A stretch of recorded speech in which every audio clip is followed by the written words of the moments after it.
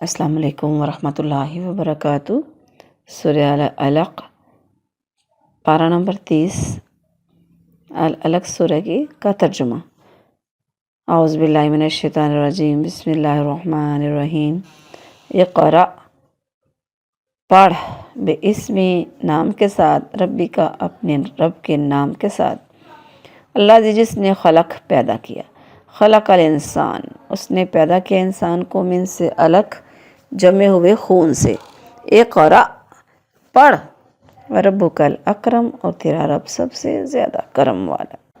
الذی علم بالقلم، جس نے سکھا دیا قلم کے ساتھ، علم الانسان، سکھا دیا انسان کو، ما جو کہ لم نہیں یعلم وہ جانتا تھا، کلا ہرگز نہیں، ان الانسان، بے شک انسان جو ہے، لا یطغی، بڑا ہی باغی ہے، البتہ حد سے نکل جاتا ہے، ان کے راہ استغنا، کہ دیکھتا ہے اپنے آپ کو، استغنا، غنی، دیکھتا ہے کہ جب وہ غنی ہو گیا ہے، انا بے شک الی ربی کا، تیرے رب کی طرف رجا، لوٹنا ہے۔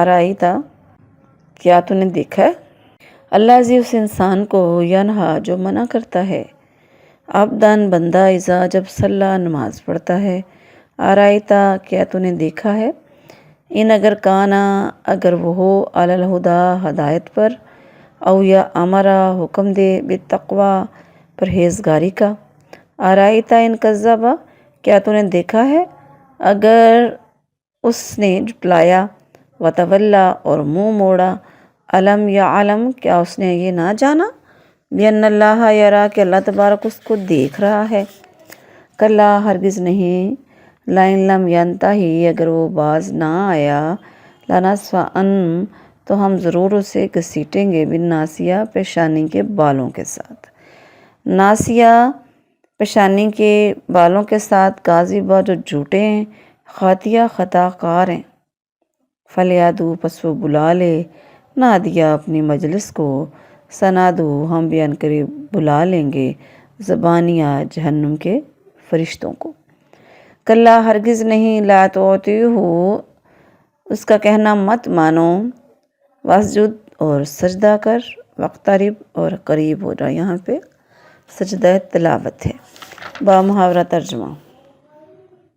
اپنے رب کے نام کے ساتھ پڑھ، جس نے پیدا کیا، اس نے انسان کو ایک جمے ہوئے خون سے پیدا کیا، پڑھ، اور تیرا رب ہی سب سے زیادہ کرم والا ہے، اور اس نے قلم کے ساتھ سکھایا، اس نے انسان کو وہ سکھایا جو وہ نہیں جانتا تھا، ہرگز نہیں، بے شک انسان یقیناً حد سے نکل جاتا ہے، اس لیے کہ وہ اپنے آپ کو دیکھتا ہے کہ غنی ہو گیا، یقیناً تیرے رب ہی کی طرف لوٹنا ہے۔ کیا تو نے اس شخص کو دیکھا جو منع کرتا ہے ایک بندے کو جب وہ نماز پڑھتا ہے، کیا تو نے دیکھا اگر وہ ہدایت پر ہو یا اس نے پرہیزگاری کا حکم دیا ہو، کیا تو نے دیکھا اگر اس منع کرنے والے نے جھٹلایا اور منہ موڑا، تو کیا اس نے یہ نہ جانا کہ اللہ دیکھ رہا ہے، ہرگز نہیں، یقیناً اگر وہ باز نہ آیا تو ہم اسے ضرور پیشانی کے بالوں کے ساتھ گھسیٹیں گے، پیشانی کے ان بالوں کے ساتھ جو جھوٹے ہیں، خطا کار ہیں، بس وہ اپنی مجلس کو بلا لے،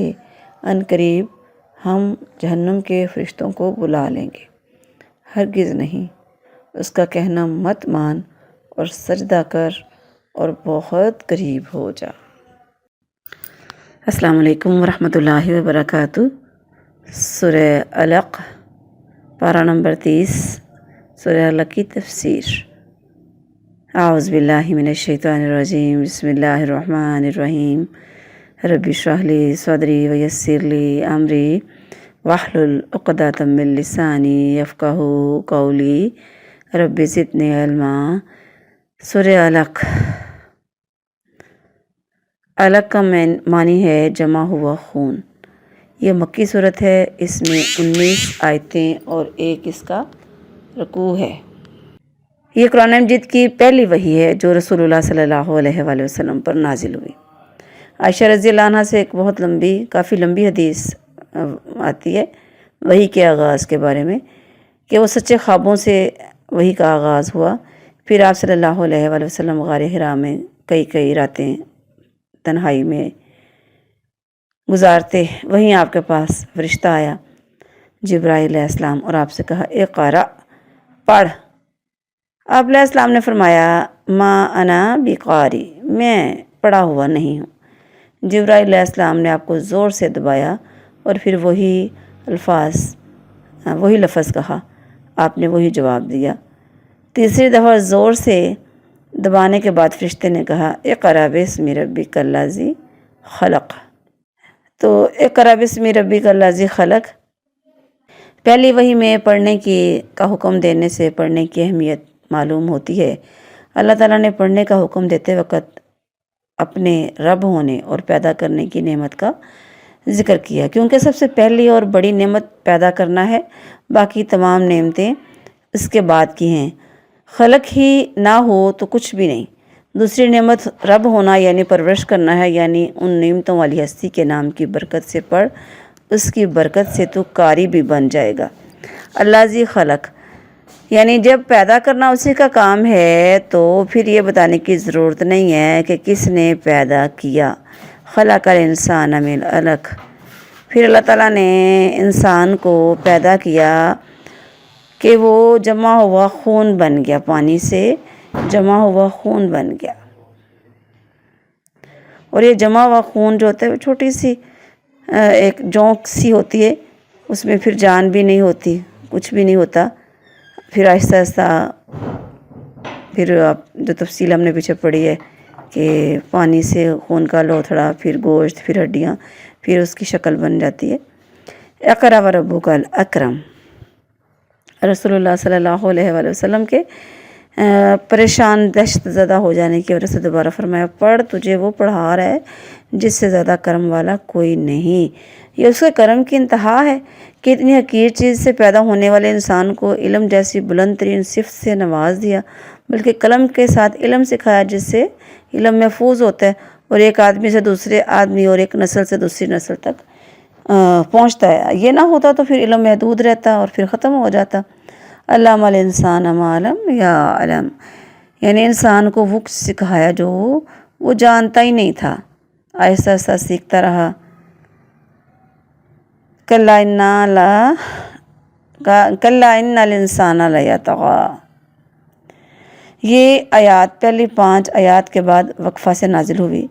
جب ابو جہل نے آپ کو نماز پڑھنے سے روکا، ابن عباس رضی اللہ عنہ فرماتے ہیں کہ رسول اللہ صلی اللہ علیہ وآلہ وسلم نماز پڑھ رہے تھے کہ ابو جہل آیا اور کہنے لگا کیا میں نے اس سے منع نہیں کیا؟ یہ بات اس نے 3 بار کہی۔ نبی صلی اللہ علیہ وسلم نماز سے فارغ ہوئے تو اسے ڈانٹا۔ اس پر ابو جہل کہنے لگا تم جانتے ہو اس شہر میں مجلس کے ساتھی مجھ سے زیادہ کسی کے نہیں۔ تو اللہ تعالیٰ نے یہ آیت نازل کر دی فَلْيَدْعُ نَادِيَهُ، پس اپنی مجلس کو بلا لے، ہم بھی عنقریب اپنے فرشتوں کو بلا لیں گے۔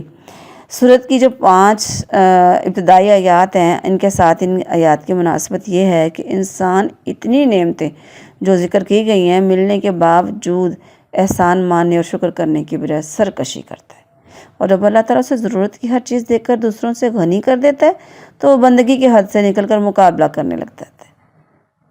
فرمائے بندے جتنی چاہے سرکشی کر لے، یقیناً تجھے اپنے رب کے پاس ہی واپس آنے۔ ارأیت الذی ینہا، ان آیات میں ابو جہل کے رویے کی طرف اشارہ ہے کہ تو میرے نبی کو نماز پڑھنے سے منع کرتا ہے، بھلا یہ کوئی جرم ہے جس سے تو منع کر رہا ہے؟ پھر امر بالمعروف و نہی عن المنکر والا فریضہ انجام دے رہا ہے۔ کلا لئن لم ینتہی، اللہ نے فرمایا کہ اگر وہ باز نہ آیا تو پھر اس کے ساتھ کیا ہوگا؟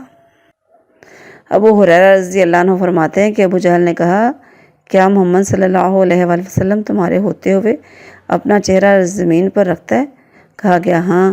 ابو جہل نے کہا لات اور عزیٰ کی قسم، اگر میں نے اسے ایسا کرتا ہوا دیکھ لیا تو اس کی گردن روند ڈالوں گا یا اس کے چہرے کو مٹی سے لت پت کر دوں گا۔ تو رسول اللہ صلی اللہ علیہ وآلہ وسلم کے پاس آیا، آپ اس وقت نماز پڑھ رہے تھے، اس نے ارادہ کیا آپ کی گردن کو روندنے کا۔ اچانک لوگوں نے دیکھا کہ وہ ایڑیوں پر واپس پلٹ رہا ہے اور دونوں ہاتھوں کے ساتھ کسی چیز سے بچ رہا ہے۔ اس سے پوچھا کہ تجھے کیا ہوا؟ اس نے کہا میرے اور اس کے درمیان یعنی نبی صلی اللہ علیہ وسلم کے درمیان آگ کی ایک خندق بڑا ہولناک منظر ہے۔ تو رسول اللہ صلی اللہ علیہ وسلم نے فرمایا اگر وہ میرے قریب آتا تو فرشتے اس سے ایک ایک وضو کر کے اچک لیتے۔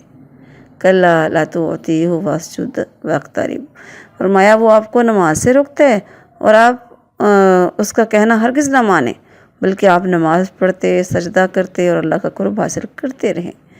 رسول اللہ صلی اللہ علیہ وآلہ وسلم نے ارشاد فرمایا بندہ اللہ کے سب سے زیادہ قریب اس وقت ہوتا ہے جب وہ سجدے میں ہوتا ہے، تو تم سجدے میں دعا زیادہ کیا کرو۔ آپ صلی اللہ علیہ وسلم ہر آیت یعنی جہاں پہ ایسی آیت آتی نا آیت سجدہ تو اس پر سجدہ کرتے تھے اور سجدے والی دعا کرتے تھے۔ سجد وجهی للذی خلق وصورہ وشق سمعہ وبصرہ بحول وقوتہ فتبارک اللہ احسن الخالقین۔ پھر اللہ نے بتایا کہ سرکش انسان ہے، اس کا کہنا نہیں ماننا، اور مومن کو حکم دینا ہے کہ وہ کسی بھی سرکش کا کہنا نہ مانے اور سجدہ کر کے اللہ کا قرب تلاش کرے۔ الحمدللہ ہماری سورہ الق مکمل ہو گئی۔ اللہ تبارک عمل کی توفیق عطا فرمائے، آمین۔